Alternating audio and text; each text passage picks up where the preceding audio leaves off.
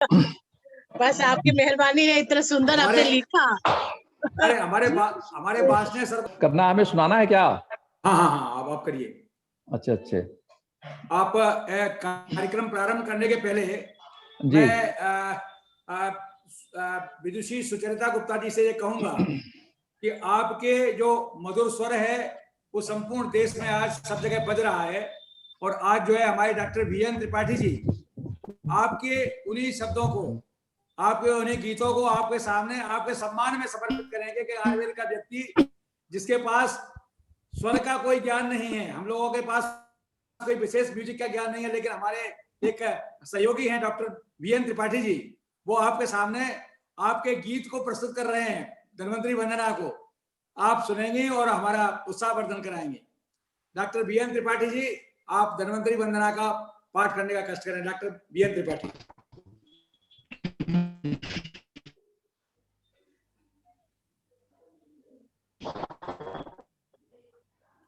Sir उनका network problem है, network problem, आवाज नहीं आ रही तो फिर ऐसा करिए, हमारा वही कैसेट है मैम का, वही भिजवाइए। सर मैम अगर डायरेक्ट मैम को नहीं, डायरेक्ट कर पाएंगे मैम? नहीं पूछे। बिल्कुल कर पाएंगे मैम, आप अपने पूछो अनम्यूट करवाइए। आपके पास है कि नहीं मैम? अनम्यूट कर लीजिएगा जी। गीत है उसके पास? गीत है पूरा? जब मैडम है तो लाइव हो जाएगा। नहीं, गीत है उनके पास? है, पूछो, है वंदना है? पूछ लीजिए। मुझे बहुत खुशी होगी, आप गाएंगे तो बहुत खुशी होगी। मैम आप जो है आपके पास वो है टेक्स्ट है उसका? अगर मैं घर से बाहर हूँ, मैं मेरे मोबाइल में है, मैं भेजूं? मैम आप शुरू करिए। मैडम ये चाह रहे थे आप गा दीजिए। मैडम ये चाह रहे थे आप मैं 10 मिनट के बाद ही गा पाऊंगी, मैं घर पहुंच के। अच्छा। ओके मैम ठीक है। जी जी चलो त्रिपाठी जी,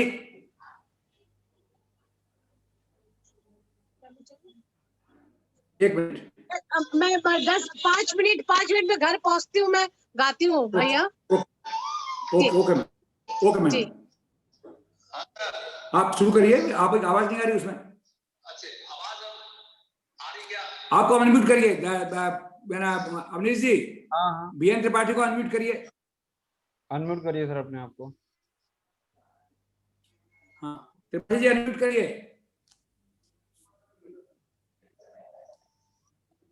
हाँ आवाज गई? आवाज आ रही क्या? आवाज गई। हाँ आ रही।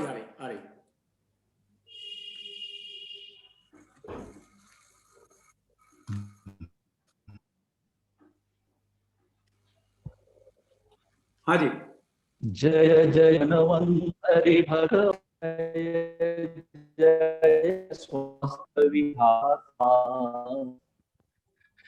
मृत्युभय शोक निवारक, जय जंगदाता, जय जय जय भगवंतरि भगवन, जय जय स्वास्थ्य विधाता, जय जय जय धन्वंतरि भगवन, शल्यतंत्र मर्मज्ञ शल्यतंत्र मर्मज्ञ सुधाकर, जन जन जीवन दाता, जन जन जीवन दाता, जरा नाशयामृत घट धारक, जरा नाश अमृत घट धारक, सुर नर मुनि सुखदाता, सुर नर मुनि सुखदाता, जय जय जय धन्वंतरि भगवन, जय जय स्वास्थ्य विधाता, जय जय स्वास्थ्य विधाता,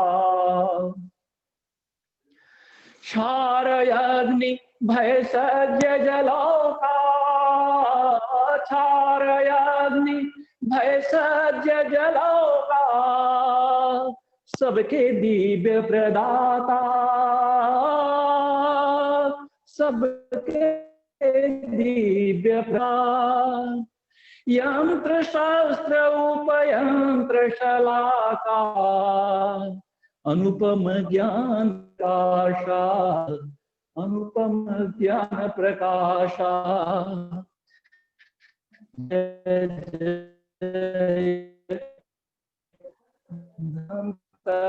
स्वास्थ्य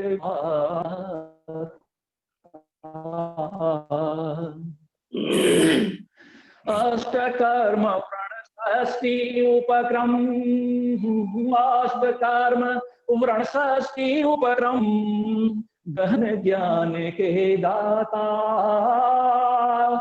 अष्टकर्म व्रणष्टि उपक्रम गहन ज्ञान के दाता हे असाध्य दुख व्याधि प्रभंजन हे असाध्य दुख व्याधि प्रभंजन हे प्रभु त्राण प्रदाता हे प्रभु त्राण प्रदाता जय जय जय धनवंतरि भगवन जय जय स्वास्थ्य विधाता जय जय स्वास्थ्य हे फेको के जनक महाप्रभु हे फेको के जनक महाप्रभु हे संधान विधाता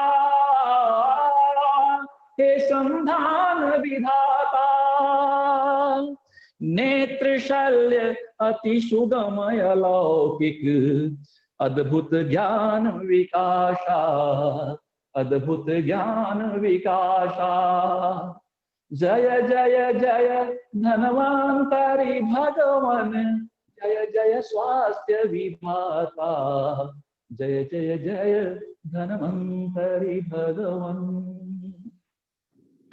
हे शरीर मर्मज्ञ प्रकाशक हे शरीर मर्मज्ञ प्रकाशक काशीराज विख्याता काशीराज विख्याता नेत्र कारण नासा मुख यक्षी रोग मुक्ति के दाता रोग मुक्ति के दाता जय जय जय धनवंतरि भगवन जय जय स्वास्थ्य विधाता रोग मृत्यु भय शोक निवारक जय जय मंगल दाता जय जय मंगल दाता। अब अंतिम पंक्ति है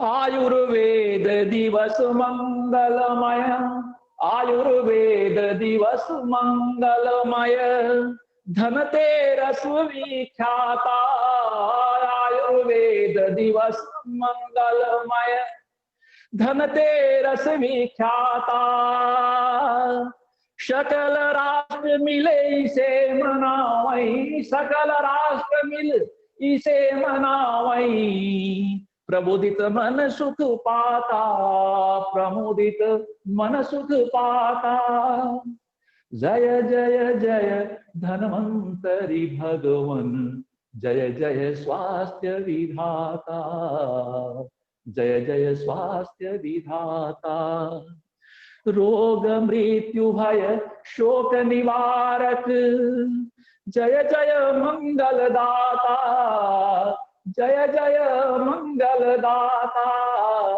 जय जय मंगल दाता। जय आयुर्वेद जय धन्वंतरि। धन्यवाद। बहुत बहुत धन्यवाद डॉक्टर त्रिपाठी जी। आपने सस्वर वंदना करके भगवान धन्वंतरि के चरित्र पर जीवंत प्रकाश डाला, उसके लिए आपको बहुत बहुत साधुवाद। और आज इस कार्यक्रम में आरोग्य भारती के राष्ट्रीय संगठन सचिव महर्षि, मैं आपको महर्षि से ही संबोधन करना चाहूंगा कि आपने जो कार्य किया है वो निश्चित रूप से युगों युगों तक याद किया जाता रहेगा कि आपने जन सामान्य की चेतना में स्वास्थ्य के प्रति जागरूकता का संचार किया है। ऐसे महर्षि डॉक्टर अशोक कुमार वार्ष्णेय जी को मैं नमन करता हूं, प्रणाम करता हूं। आज इस कार्यक्रम में एक तो उन्होंने खुशखबरी सुनाई कि राष्ट्रीय कार्यालय का उद्घाटन हुआ है। ये बड़े परम सौभाग्य का विषय है कि राष्ट्रीय आयुर्वेद दिवस के दिन ये संकल्प हुआ है, तो बहुत प्रसन्नता की बात है। मैं आपका नमन करता हूं, प्रणाम करता हूं, आपका अभिनंदन करता हूं। आज हमारे साथ काशी प्रांत के आरोग्य भारती के अध्यक्ष स्वर सम्राट डॉक्टर इंद्रनील बसु जी भी जुड़े हुए हैं, मैं उनको भी प्रणाम करता हूं। आज इस कार्यक्रम में उनकी उपस्थिति मुझे बहुत उत्साहवर्धक लग रही है। और हमारी काशी की स्वर कोकिला, स्वर साम्राज्ञी, मैं विदुषी सुचरिता गुप्ता जी के चरणों में नमन करता हूं कि आज आप हमारे आमंत्रण पर हमारे इस कार्यक्रम में राष्ट्रीय आयुर्वेद दिवस की गरिमा बढ़ाने के लिए उपस्थित है। तो मैं आपको भी प्रणाम करता हूं, नमन करता हूं। हमारे साथ जुड़े हुए हैं डॉक्टर धर्मप्रकाश आर्य जी, जो कि हमारे विश्व आयुर्वेद मिशन के राष्ट्रीय महासचिव हैं। आयुर्वेद की सही भूमिका को जन सामान्य तक, जन जन तक पहुंचाने में आप सन्नद्ध हैं। ऐसे तपस्वी, कर्मठ और सद्व्यवहार के धनी डॉक्टर धर्मप्रकाश आर्य जी का मैं स्वागत और अभिनंदन करता हूं। हमारे साथ जुड़े हुए हैं डॉक्टर जीएस दुबे, जो कि कोई ऐसा कार्यक्रम हमारा नहीं होता जिस कार्यक्रम में डॉक्टर दुबे जी की उपस्थिति न होती हो। तो ऐसे आयुर्वेद अनुरागी व्यक्तित्व को भी मैं प्रणाम करता हूं। मुझे बहुत प्रसन्नता है कि आप हर कार्यक्रम में हमारे साथ जुड़ते हैं।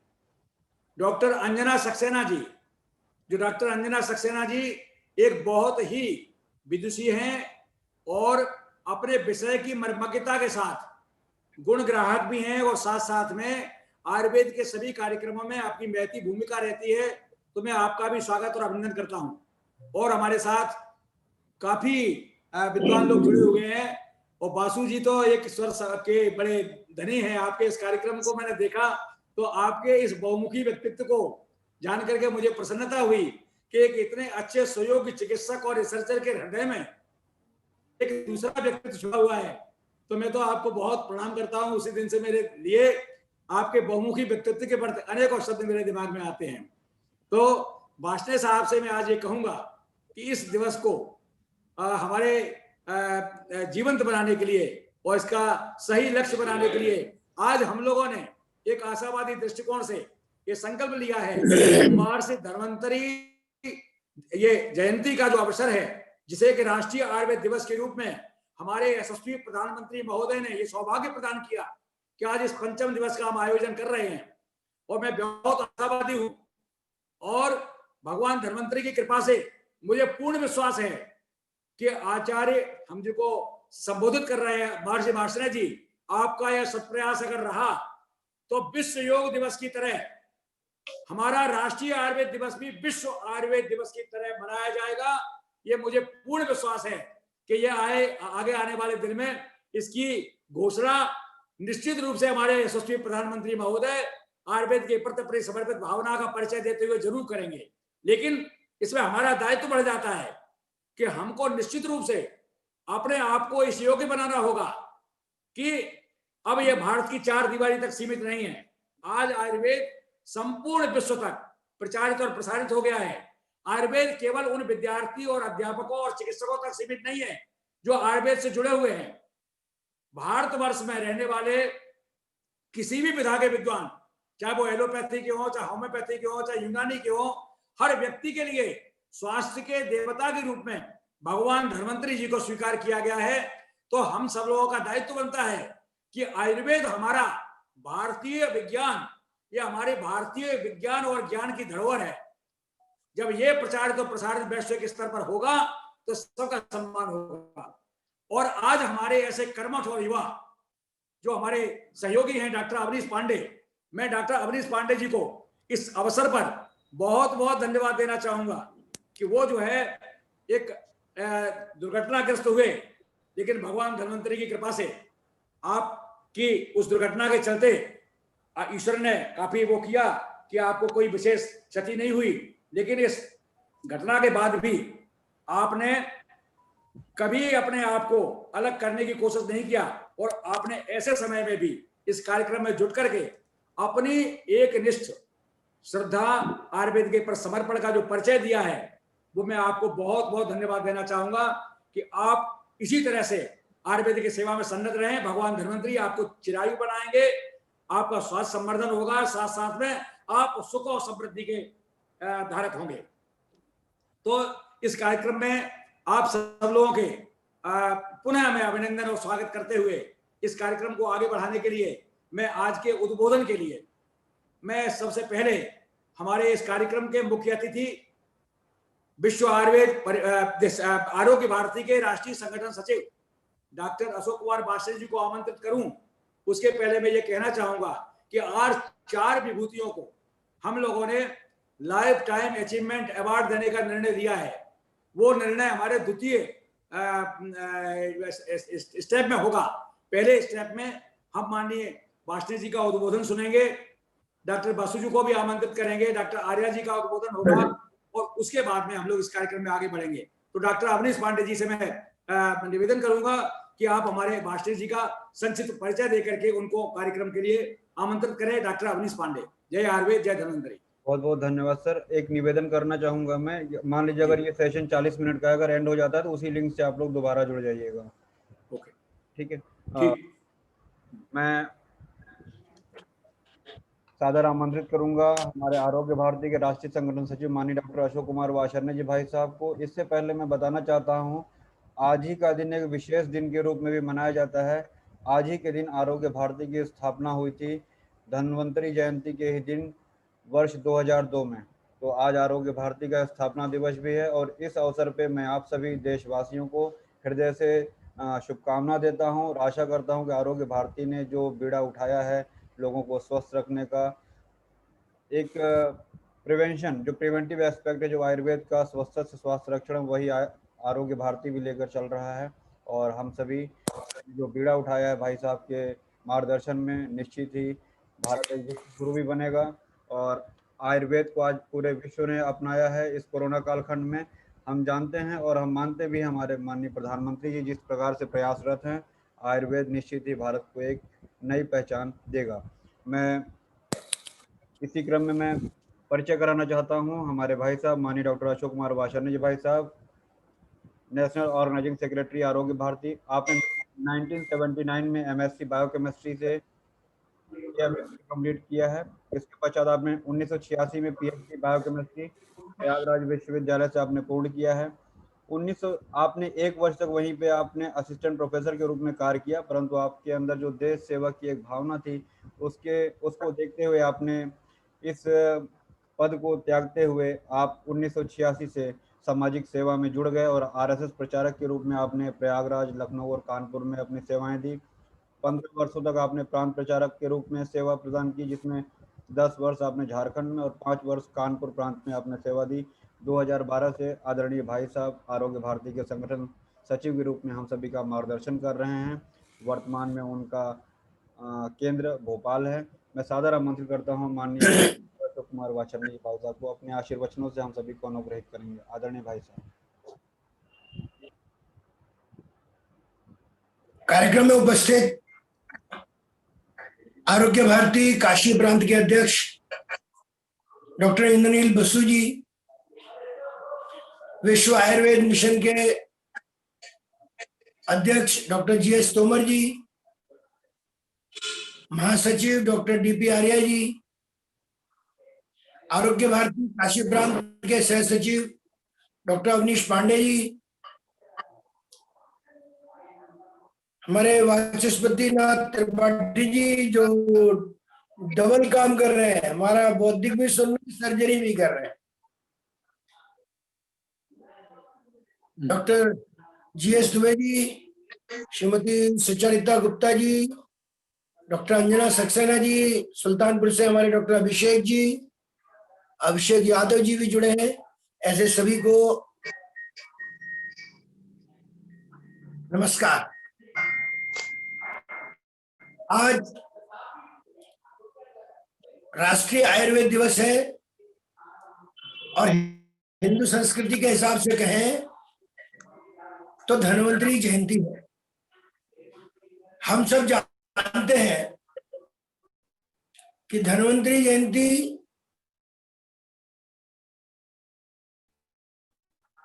धन्वंतरी जी, भगवान स्वास्थ्य के देवता है। समाज का हर वो उनको स्वास्थ्य के देवता के रूप में ही मानता है, मान्यता देता है। इतना ही नहीं तो मान्यता के साथ साथ जानते हैं वे बराबर कुछ न कुछ उपक्रम प्रकृति के गति या प्रकृति की गति निरंतर चलने के कारण से कुछ चीजें जो कुछ समय में कालबाह्य जैसी लगती है और नई चीजें जो हम सहज स्वीकार करते हैं वे भी कालांतर में धीमे धीमे उनके अंदर कुछ न कुछ विकार या उनके कुछ साइड इफेक्ट्स वह भी सबके ध्यान में आते और फिर प्रकृति वापस अपने स्थान पर जाती है, जिसको हम बोलते हैं हिस्ट्री रिपीट्स इटसेल्फ। वास्तव में इस समय का कालखंड एक ऐसा ही कालखंड है कि जिसमें इतिहास अपने को दोहरा रहा है। हम ध्यान करें, आज से हमारी पीढ़ी या उसके और पहले की पीढ़ी मॉडर्न मेडिसिन के चिकित्सक नहीं थे। गांव में रहने वाले, शहर में रहने वाले हमारे परंपरागत चिकित्सक, वैद्य, आयुर्वेदिक चिकित्सक ही थे।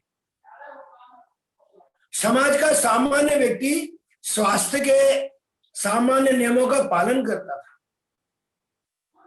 रोशनी कम रहती थी इसलिए दिन में ही सारे काम कर लेते थे। परिवार बड़े होते थे तो अपने एक दूसरे से अपने मन की बात बोलकर अपने तनाव को कम कर लेते। मोटा अन्न एक सहज स्वाभाविक आहार था। टेक्नोलॉजी इतनी डेवलप नहीं हुई थी इसलिए पैदल चलना, व्यायाम करना यह भी एक अच्छा काम, माने एक स्वाभाविक काम था। परिणाम स्वरूप जीवन शैली एक अच्छे स्वास्थ्य को बनाए रखने में एक सहज स्वाभाविक काम कर देती। तनाव भी नहीं होता था। तो आज के जैसे जीवन शैली जनित रोग और तनाव से संबंधित रोग नहीं होते। लेकिन समय के साथ बदल हुआ, परिवर्तन हुआ। और कितना परिवर्तन हुआ, क्योंकि आयुर्वेदिक दवाएं यह प्रकृति, मनुष्य की प्रकृति के अनुसार दी जाती हैं और इसलिए हर व्यक्ति के लिए अलग अलग प्रकार की दवा होती है। मॉडर्न मेडिसिन का जब प्रादुर्भाव हुआ तो उस समय ब्रॉड स्पेक्ट्रम मेडिसिन कहकर के इनको संबोधित किया गया कि सामान्य व्यक्ति भी इनको ले सकता है। और बढ़ते बढ़ते कहां तक स्थिति आई कि जिनको हम रिवोल्यूशनरी ड्रग बोलते हैं, एंटीबायोटिक्स, उनका प्रादुर्भाव हो गया। और आज तो हर 3 महीने में नई दवा आ जाती है। परिणाम कि बार बार नए नए मॉलिक्यूल आने के कारण से चिकित्सा पद्धति ही बहुत कॉस्टली हो गई है। स्पेसिफिक मेडिसिन होने के कारण से कई बार उसके साइड इफेक्ट्स रहते हैं। और ये साइंस एंड टेक्नोलॉजी के डेवलपमेंट के कारण लोगों की जीवनचर्या बदल गई है, वर्किंग आवर्स बदल गए हैं, सूचना के का भंडार हो गया है, एनालिटिकल पावर बदल गई है। परिवार छोटे हो गए तो मन की बात मन में रखने, वह अपने मन की बात बोल ही नहीं पाता व्यक्ति, तनाव बना रहता है। और इसलिए एक तरफ कॉस्ट बढ़ना, दूसरी तरफ ट्रीटमेंट ओरिएंटेशन होना, प्रिवेंटिव एस्पेक्ट धीमे धीमे कम होना, तीसरा जीवन शैली में परिवर्तन होना, चौथा साइड इफेक्ट्स। इन सब के कारण से समाज में विषय आने लगा कि क्या हम कोई और पद्धति से नहीं जा सकते। कोरोना कालखंड ने हमको वह अवसर प्रदान किया। केवल प्रदान ही नहीं किया है, तो कोरोना कालखंड ने सिद्ध भी करके दिखाया, और केवल भारत में नहीं सिद्ध करके दिखाया, विश्व स्तर पर दिखाया। हम सब जानते हैं कि कोरोना की अभी तक कोई दवा नहीं है, एग्जैक्ट दवा नहीं है। जितना भी प्रयोग हो रहा है वो सिम्प्टोमेटिक ट्रीटमेंट है। आवश्यक नहीं कि रोगी ठीक होगा, हो भी सकता है, नहीं भी हो सकता, प्रोफाइलैक्सिस भी है। और एक पहलू है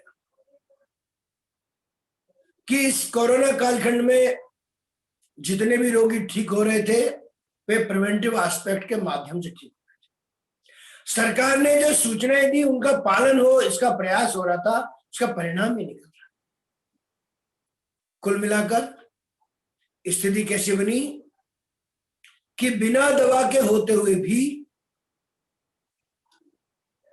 रोगी ठीक हो रहे थे, अपनी जीवन शैली अच्छी हो रही थी, प्रकृति आधारित जीवन शैली बन रही है, आहार विहार ठीक हो रहा है, लोग सरकारी नियमों का पालन, स्वच्छता, मास्क, सैनिटाइजर, दूरी बना के रखना, इनका पालन कर रहे हैं, जिसके कारण रोगी ठीक हो रहे हैं। और एक पहलू आता है कि लोग जो है अपना मनोबल बढ़ा के रख रहे हैं। ये मनोबल बढ़ा के रखना माने क्या बात है? तो मनोबल बढ़ा के रखना अर्थात पॉजिटिविटी है कि नहीं, मुझे ठीक होना ही है। यह जो भावना है इसने पॉजिटिव एटमॉस्फेयर क्रिएट किया। परिणाम स्वरूप आज सर्वदूर उसका प्रभाव दिखाई देता है। रिकवरी रेट 95% तक पहुंच गया है। मॉर्टेलिटी रेट या 1.2% रह गया है। एक्टिव केसेस कम है, लेकिन इसका मतलब ढिलाई नहीं है। इसका मतलब सावधानी अभी भी आवश्यक है, क्योंकि अभी भी आज मैं भोपाल में पढ़ रहा था कि बहुत दिनों के बाद फिर थोड़े अधिक केस मिले, अर्थात सावधानी जरूरी है।